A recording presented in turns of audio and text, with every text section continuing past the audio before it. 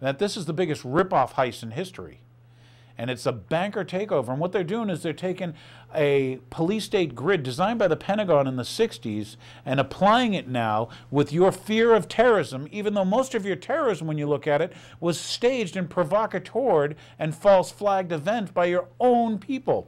That's why they might call it an inside job. Yes, because those bankers are getting what they want.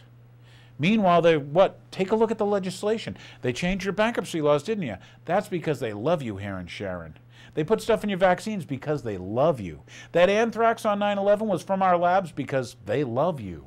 The guys in caves, do you really buy it? Do you buy that stuff? So, I know I sound like a kook. I probably sounded like a kook 4 years ago when I told you that they were ripping you off, that I told you they were stealing from you, that I told you they were stealing your constitutional republic out from under you. When I told you there's no difference between Democrat and Republican, that you should start being an American, and that the Constitution was important because pretty soon I'm going to be that nut guy on Channel 8 who says the Constitution's good, who says the Bill of Rights is good. I say torture's bad. But nowadays they tell you torture's good.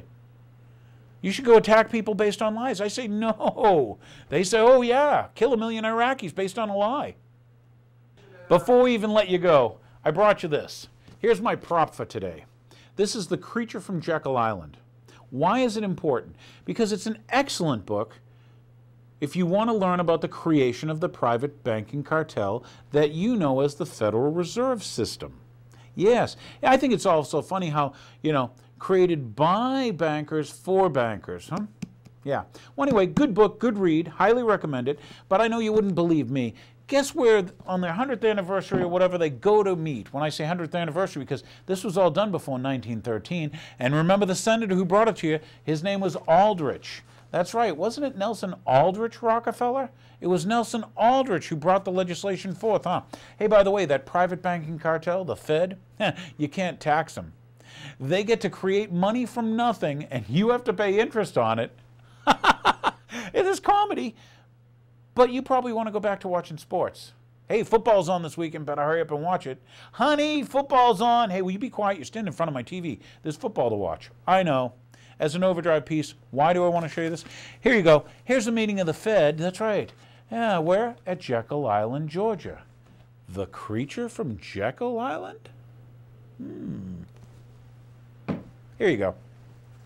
Fed Chairman Ben Bernanke pitched his latest stimulus plan at Jekyll Island this weekend, and some of the world's best-known economic experts, including some former Fed officials, aren't convinced. Our economics editor, Michael McKee, our own expert, was there, and he has the details. Mike? Well, Eric, how could Ben Bernanke sell the American people on QE2 if he can't convince his friends and colleagues? 2 Feds worth of current and retired policymakers were there to hear Bernanke defend his policy on Jekyll Island, Georgia this weekend. But he had a tough time convincing the crowd. Former New York Fed President Jerry Corrigan, now with Goldman Sachs, questioned QE2 in a speech he wrote and distributed, even though he wasn't scheduled to give a speech. Efforts to achieve an upward nudge in today's very low inflation rate make me somewhat uncomfortable, he wrote. Corrigan, who served as Paul Volcker's right-hand man at the Fed fighting the great inflation of the 1970s, expanded on his unease during a panel with Bernanke and Alan Greenspan.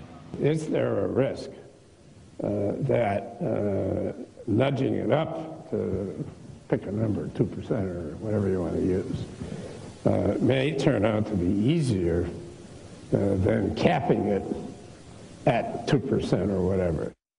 That got an immediate rise out of Bernanke. I have rejected any notion that we are going to try to raise inflation to a supernormal level in order to have effects on the economy.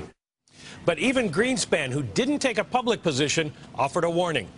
Monetary policy eases far more rapidly than it tightens. It was all very collegial and on the surface friendly, but the experts and old-timers at the Fed conference made it clear Bernanke, they feel, may be gambling with the economy. So, it wasn't just me who said they meet at Jekyll Island. Yeah, I know I'm probably the nutty guy on Channel 8. But for you who love your family, for you who want to save this great constitutional republic, please continue watching. Don't forget to watch Friday night. Friday night after the show, late at night, we have the Real Story Late Night Movie. Where else can you get the truth on the television?